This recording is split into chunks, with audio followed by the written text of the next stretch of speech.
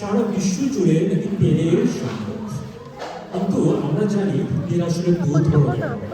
এক ধরনের তেল দিয়ে গাড়ি চলে, আরেক ধরনের তেল চলে মানুষের মুখে। এই দ্বিতীয় ধরনের তেল যা মানুষের মুখে মুখে দেখা যায়, তা নিয়ে আজকে আমাদের নাটক তেলবাজ। প্রথম খণ্ডচিত্রে আমরা দেখব একজন ক্রেতা ও একজন বিক্রেতা। ক্রেতা এসেছেন তেল কিনতে, বিক্রেতা দেখা যাক।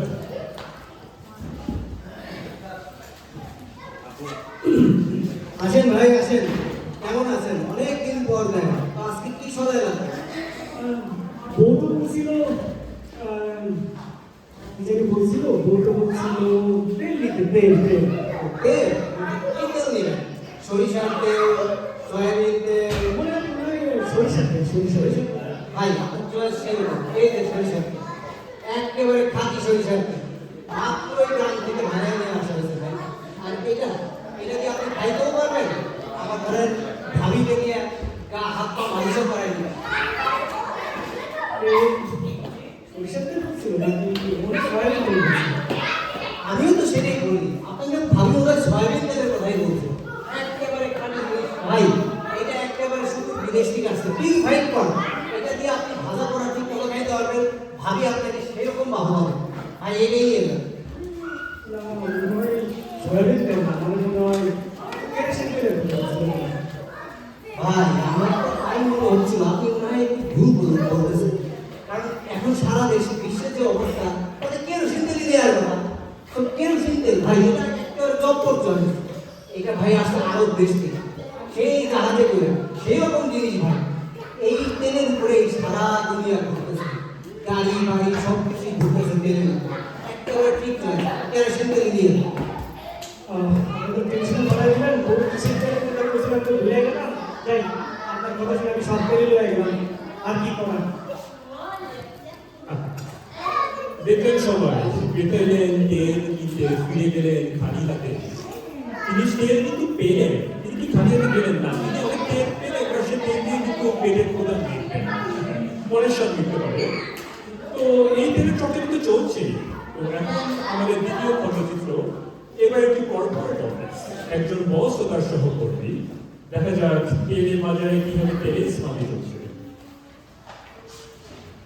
ও হাকিম, দেব স্যার কেমন আছো?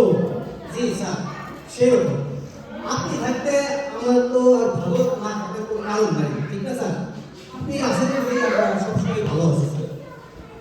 কি যে বলা, আমি তো আসলে বুঝতেছি না। তো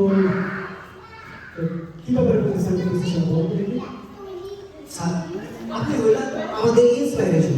এই যে দেখেন, আপনি সারাদিন রাত অফিসে থাকেন, কাজকর্ম করেন, সেইভাবে অফিস সামলান। আপনাকে দেখা আমরা তো সেরকম ইন্সপাইরেশন হয়। আর আপনি আমাদের আপনি আসেন দেখেই আমরা আজকে সব সংসার টিকিয়ে রাখতে পারতেছি। আপনি স্যার সেরকম। আর আপনি স্যার ওই যে গতকাল একটা মিটিংয়ে একটা বক্তব্য দিলেন না, সেই বক্তব্যতে তো আপনি আর সেই বক্তব্য শুনে আমরা আরো বেশি ইন্সপায়ার হয়েছি।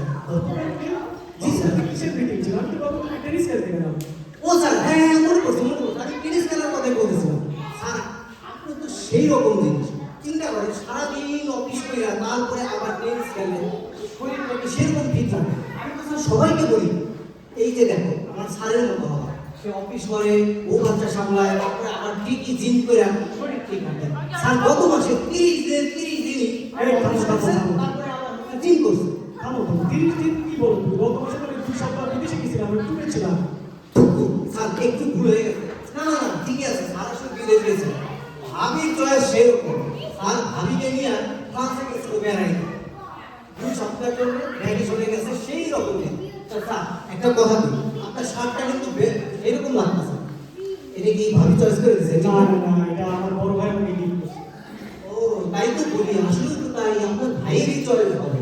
আপনার ভাইয়ের কে তো আমি দেখছি, আপনার ভাইয়ের চয়েস ঠিক আপনার মতোই সেই রকম। না হাকিম, তুমি যেভাবে বলতেছো বোঝাচ্ছি, চলো মাসার পারফরমেন্স রেডি করে ফেলি। আমার পারফরমেন্স লেভেল আমাকে, এটাই আমার তো। এইটা না করলে হতো না। এই হচ্ছে তেল গাড়িতে তেলের স্মাদি। তো সবাইকে অনেক ধন্যবাদ, আর বিশেষ ধন্যবাদ যে অনুষ্ঠানটাকে ওনারা খুবই স্বল্প পরিবেশন আরম্ভ করেছেন। কেমন ছিল অভিনয়? সবাই বলেন তো, ভালো ছিল?